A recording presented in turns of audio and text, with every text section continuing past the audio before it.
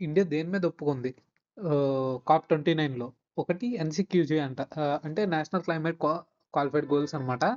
అందులో 1.3 ట్రిలియన్ అనేది ఇయర్లీ ఇవ్వాలి. అందులో ఏంటంటే గ్రాంట్స్ అనేది మాత్రం 600 బిలియన్ గ్రాంట్స్ కింద ఇవ్వాలి. అంటే వాళ్ళు లోన్స్ నుంచి కాకుండా గ్రాంట్స్ కింద 600 బిలియన్ ఇవ్వాలి. అది ఒకటి. తర్వాత మిటిగేషన్ అనమాట. మిటిగేషన్ ఏదైతే టార్గెట్స్ పారిస్ అగ్రీమెంట్‌లో ఉన్నాయో అయ్యే మిటిగేషన్ గోల్స్ ఉండాలి. అట్లా చేంజ్ చేయొద్దని చెప్పిందనమాట. అట్లా చేంజ్ చేస్తే ఒప్పుకోమని చెప్పింది. Urgent recognition of pre 2020 mitigation gap by developed countries అనమాట. అది. ఎనెక్స్ 1 పార్టీస్ ఆ గ్యాప్ కూడా క్లియర్ చేయమందనమాట. తర్వాతొచ్చి జస్ట్ ట్రాన్సిషన్ అనమాట. అసెటెడ్ డెవలప్డ్ కంట్రీస్ టు ఈ డెవలప్డ్ కంట్రీస్ అనేది మనకి టెక్నాలజీ గాని, ఫైనాన్స్ గాని ఇవ్వాలి. అప్పుడు మనం ట్రాన్సిషన్ అనేది చేయగలం అనమాట. Developed countries should provide financial and technology support అనమాట.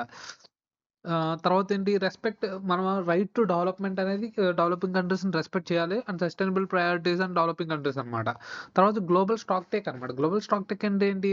Opposite follow up mechanism for GST outcomes అనమాట. అంటే కొత్తయి పెట్టడం గాని అలాంటి అపోజ్ చేసింది. Citing the Paris agreement targets ఏవైతే ఉన్నాయో అయ్యే అమలు చేయమంటుంది.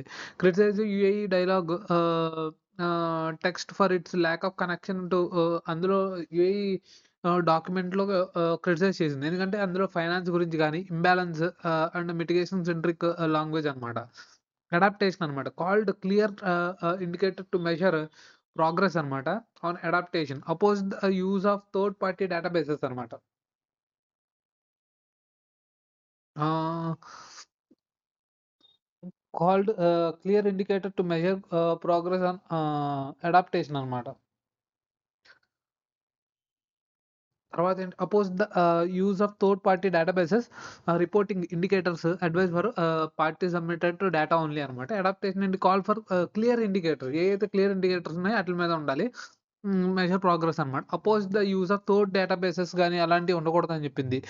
రిపోర్టింగ్ ఇండికేటర్స్ లాగా అది వాయిస్ ఆఫ్ గ్లోబల్ సౌత్ అనమాట. Global south integrating the disaster resilient infrastructure into the adaptation స్ట్రాటజీస్‌లో ఇంటిగ్రేట్ చేసుకుంది. తర్వాతేంటి coalition for disaster resilient infrastructure ఒకటి. Energy transition for the global south అనమాట. Organized India and international solar alliance ఇయన్నీ help చేస్తున్నాయన్నమాట.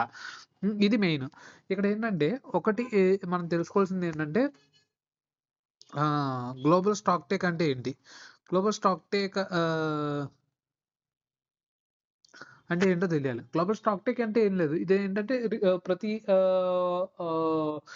10 ఇయర్స్‌కో, 5 ఇయర్స్‌కో అది మళ్ళీ ఇలా చేస్తారనమాట. Paris agreement assess the collective progress అది అసెస్ చేస్తారు. లాంగ్ టర్మ్ గోల్స్ గాని, ఇంక్లూడింగ్ లిమిటింగ్ గ్లోబల్ వార్మింగ్ గాని, ఎన్హాన్సింగ్ అడాప్టేషన్ గాని, మొబైల్ ఫైనాన్సింగ్ గాని ఇయన్నీ చేస్తారు. పర్పస్ ఏంటి to check the how the world is doing in achieving the Paris agreement goals in NDCs గాని, ఫ్రీక్వెన్సీ ఎవ్రీ 5 ఇయర్స్ అనమాట. Mitigation a global emission on track and meet the temperature goals ఉందా లేదా? Adaptation అనమాట. How effectively are countries adapting the climate impacts అనమాట.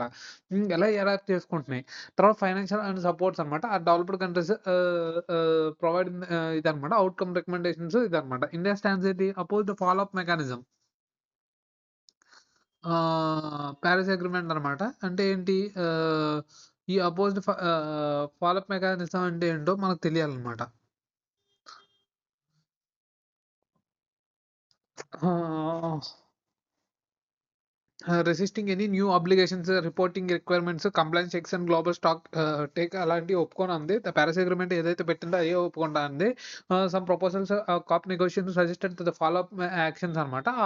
Follow up actions గాని, extra reporting గాని, review mechanism outside the agreed Paris rules అనేది ఒప్పుకోనని చెప్పిందనమాట. India position ఏంటి?